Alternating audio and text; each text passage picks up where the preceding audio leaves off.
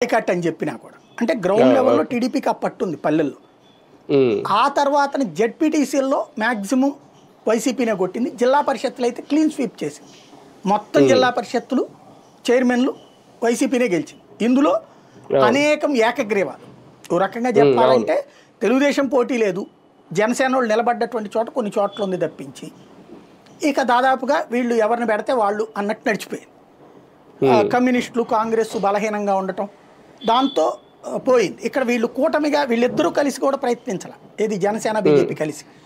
జనసేన కొన్ని చోట్ల గ్రౌండ్ లెవెల్లో గోదావరి జిల్లాల్లోనూ కృష్ణా గుంటూరు ప్రకాశం లాంటి చోట్ల తెలుగుదేశం వాళ్ళతో కలిసి చేసింది, కానీ అక్కడ వీళ్ళిద్దరి మధ్యన కుదరల.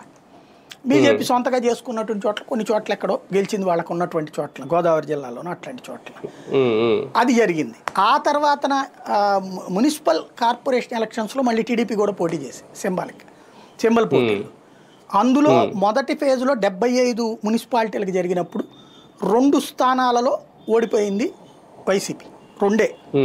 అందులో తాడిపత్రి 1-2 సీట్లు తేడాతో అక్కడ. అలాగే ఇంకోటి ప్రకాశం జిల్లా, అక్కడ భారీ తేడాతో ఓడిపోయింది. అక్కడ 2 ఓడిపోయింది. ఇంకోటి కొండపల్లి వచ్చేటప్పటికి ఇద్దరికి సమం వచ్చేటప్పటికి టాస్ సిచ్యుయేషన్ వచ్చింది. అక్కడ ఆ టాస్లో తెలుగుదేశం గెలుచుకుంది. అది 3. తర్వాత మళ్ళీ 20 జరిగింది.